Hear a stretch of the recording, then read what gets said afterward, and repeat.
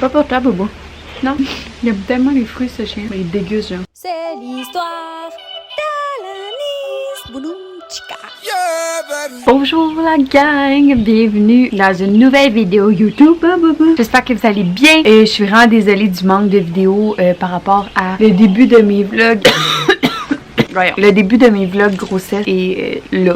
En fait, si vous me suivez sur Instagram, vous avez vu qu'il est arrivé plein de petits trucs dont j'ai pas encore parlé, mais dont je voulais parler parce que, comme j'ai dit sur Instagram, au moment où je le vivais, j'avais vraiment l'impression que j'étais la seule de ma gang, de mes amis proches, de mon entourage qui avait vécu ça. Puis, ben tu sais, il y a beaucoup de filles qui ont vécu un peu des affaires similaires, mais jamais comme exactement la même affaire. Archel vient de montrer ses fesses dans la caméra. Pas dans la caméra, non.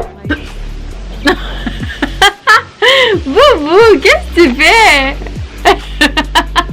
Fait qu'il y a beaucoup de filles que je connaissais qui leur était arrivé un peu des symptômes pareils, mais jamais exactement la même affaire. Puis on dirait que quand c'est ta première grossesse, tout et comme, je sais pas comment dire, mais bref, j'aurais juste aimé ça que quelqu'un arrive puis qu'il me dise j'ai vécu exactement la même affaire que toi. Mais la réalité est que on est tellement toutes différentes, puis surtout par rapport à une grossesse. Je parle avec de mes amis qui sont enceintes en même temps que moi, elles le vivent de façon complètement différente. Tant c'est la même affaire, c'est les mêmes organes, mais c'est vraiment fucking différent pour toutes les femmes. Fait que c'était dur de me reconnaître dans... C'était dur de me reconnaître dans l'histoire de quelqu'un puis de me sentir pas toute seule, mettons. Fait que je vais commencer avec le commencement. Les 3 premiers mois de ma grossesse, j'étais brûlée ben raide, j'avais pas la motivation de m'entraîner tant que ça, fait que j'étais pas tant active. Puis j'ai décidé de m'entraîner, en fait de me remettre à m'entraîner environ, j'espère qu'il n'y a pas trop de vent que vous entendez, hein. C'est juste que j'ai le game en dedans, ça me tente pas d'entendre. Celles qui ont un chum gamer comprendront. Que je disais.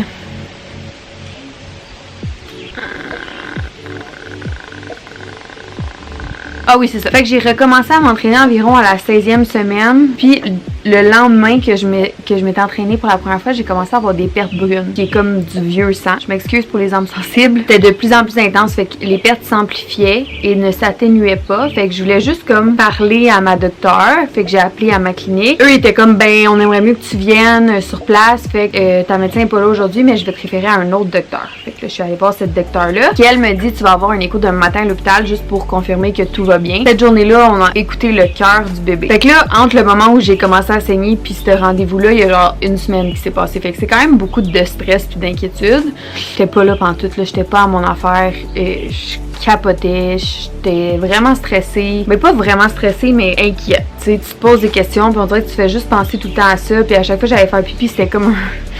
Il va-tu avoir un fœtus qui va sortir ou genre... Je suis désolée, c'est pas une joke à faire, mais c'est pas une joke non plus, je me posais vraiment la question dans le fond. Finalement, qu'est-ce qui est arrivé, c'est que la docteure, elle m'a référée à Clinique Accueil, qui est où est-ce qu'ils traitent les débuts de grossesse à l'hôpital de Saint-Jérôme. Ils ont offert un super service. En fait, c'est juste qu'ils me traitaient comme si j'étais en début de grossesse alors que j'étais à 4 mois, ce qui est quand même un début de grossesse, mais pas assez un début de grossesse pour être traité par Clinique Accueil. Et donc, le lendemain, l'infirmière m'appelle pour céduler mon écho. Ben, en fait, je croyais qu'elle m'appelait pour céduler mon écho. Et puis là, elle me dit, ben non, en fait, vu que tu as été référée à Clinique Accueil, ben on est obligé de prendre des prises de sang avant de passer ton écho pour savoir si tu as assez d'hormones. Fait dans le fond, pour confirmer probablement si je suis enceinte. Moi, c'est ce que j'ai compris. Fait que... Fait que là, je comprenais pas trop parce que moi, on m'avait dit que j'allais passer un écho. Ça, c'était le vendredi. Fait que là, finalement, j'essaie de rejoindre mon médecin. Ça répond pas. Je décide d'aller passer les prises de sang quand même parce que je me dis, au pire, ça va déjà être fait. Fait que je vais passer les prises de sang. Finalement, l'infirmière m'avait dit au téléphone, on veut vérifier si t'es en bas ou en haut de 1000. T'sais, moi, je sais que je suis à 16 semaines. J'ai entendu le cœur l'avant-veille. Fait que normalement, mes hormones sont vraiment plus hautes que 1000, tu sais. Mais bref, je pose pas de questions. J'essaie de parler à mon médecin. Ça marche pas. Fait que je me dis, je vais y aller. Fait que j'y vais. Je passe les prises de sang et tout. Finalement, mes hormones sont comme à 46 000, je pense. Puis là, l'infirmière, je lui demande, c'est normal ça, des hormones à 46 000? Puis elle me dit, ben, ça peut être normal. Ça peut. Genre, tu veux-tu moins me stresser que ça? Je capotais, là, j'avais besoin d'un oui c'est normal ou non c'est normal, surtout que ça fait une semaine que je suis comme dans l'inquiétude puis dans l'incertitude, fait que c'était pas nice pour vrai. Je suis vraiment consciente qu'il y a des grossesses vraiment plus difficiles, puis il y a des familles qui passent par vraiment des affaires horribles. Là moi je vous parle de mon expérience parce que je vous en ai parlé sur Instagram, ben j'avais dit que j'allais le faire, mais je suis consciente que c'est de la petite bière ma situation par rapport à plein d'autres filles, c'est juste que à ce moment-là pour moi c'était vraiment gossant puis je vous le partage. Fait que elle me dit, ben là ça c'était vendredi, elle me dit là à l'heure où on se parle il y a plus de place pour ton écho lundi, fait que ça va aller à mardi. Mais là calculez que moi j'ai vu le médecin en fait le mercredi. Fait que c'est quasiment une semaine plus tard mon écho. Je capotais mes rêves, j'avais juste hâte qu'on me dise que c'est correct, genre, pis que tout est beau, tu sais. Fait que là, le mardi d'après, j'étais allée passer mon écho. Le personnel à l'hôpital de Saint-Jérôme était vraiment sweet. Le médecin qui a fait mon écho était vraiment écœurant. Je l'ai full aimé. Le petit bébé était là, il bougeait, c'était vraiment cute. Je l'ai vu pendant full longtemps, fait que c'était vraiment hot. Là, dans le fond, quand tu passes un écho, faut aller en haut, te faire donner tes résultats par une infirmière. C'est là que ça s'écorce un peu. Dans le fond, l'infirmière m'a dit qu'elle était pas habituée de voir des placentas aussi gros que moi, fait qu'elle savait pas du tout quoi me dire, puis qu'elle pouvait pas m'aider. Fait qu'elle a dit je vais appeler la gynécologue. Fait que là elle appelle la gynécologue que je sais pas c'est qui en fait cette gynécologue là. Puis elle me dit tu dois être au repos très strict. Minimum jusqu'à temps que tu revoies ton médecin. Mais moi, je revoyais mon médecin dans 3 mois seulement. Fait que c'était vraiment long. Puis le repos très strict, c'était genre, t'as pas le droit d'aller faire l'épicerie. Fait que pour vrai, considérant le fait que j'étais seulement à 4 mois, 16 semaines, que j'avais pas le droit de rien faire, tu sais, comme j'aurais continué à m'entraîner, j'aurais continué à faire des activités, le beau temps arrivait pis tout, mais j'avais pas le droit de rien faire, fait que ça m'a vraiment fait pogner un nerd. On dirait que ça m'a comme, genre je boudais la maternité, la grossesse, genre je boudais tout qu'est-ce qui pouvait se construire dans un utérus, ça m'a fait chier.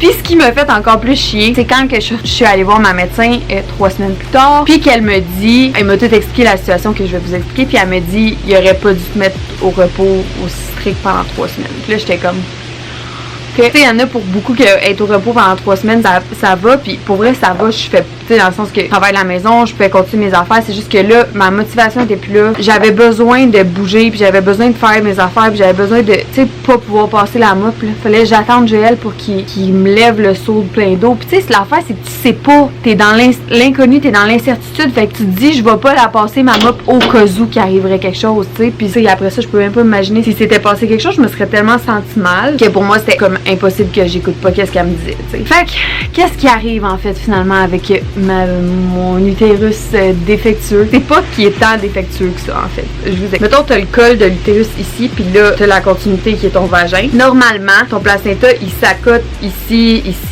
ou ici. Ben moi dans le fond, il chevauche mon col comme ça ici. Fait qu'il embarque un petit peu par-dessus mon col. Puis c'est comme un début, mais j'aime pas ça dire début, mais c'est si mettons ça se replace pas, ça va être un placenta prévia. Fait que ça veut dire que tu peux pas accoucher par voie naturelle parce que ton placenta recouvre ton col. Mais c'est vraiment pas ça pour l'instant. Comme ma médecin m'expliquait, c'est que eux ils ont besoin de seulement 8 mm pour pouvoir accoucher par voie naturelle. Fait que juste mettons que mon placenta comme ça bloque jusqu'à temps qu'il reste moins de 8 mm, ben là c'est une césarienne, mais sinon on est correct, elle a besoin de 8 mm. Fait que c'était pas inquiétant, puis surtout que mon utérus est vraiment petit, il y a le temps de grandir puis s'étirer puis que ça remonte. Après ça, qu'est-ce qui arrive avec mon utérus, mon placenta qu'on ne savait pas, c'est que normalement ton cordon est comme attaché dans le milieu, puis là je sais pas si c'est le fait que mon placenta chevauche un peu mon col qui cause ça, mais moi mon cordon il est attaché sur le côté vraiment de mon placenta, ça fait que il est attaché comme à moitié, fait que ça pourrait causer l'évolution du bébé, comme un retard dans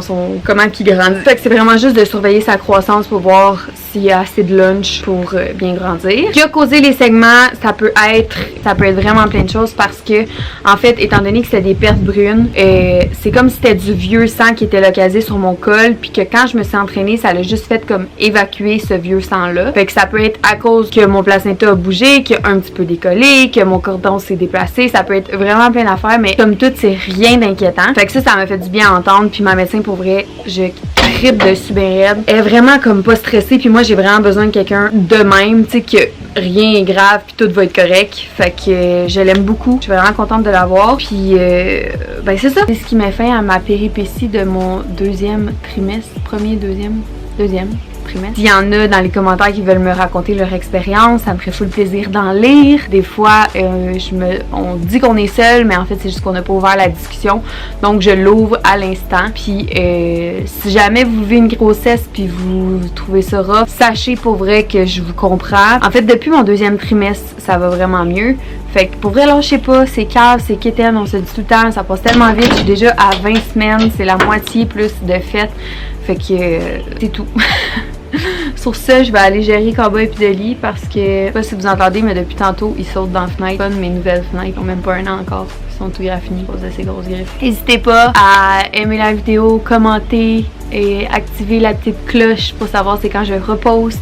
Je devrais être plus active ces temps-ci parce que je vous raconterai tout ça dans une autre vidéo, mais j'ai décidé de mettre sur pause pas mal de projets concernant la troupe, concernant tout ce que j'avais en cours pour me concentrer sur ma grossesse étant donné que je trouvais ça relativement difficile. Fait que j'ai décidé de prendre du temps pour moi. Fait que je vais avoir plus de temps pour créer du contenu.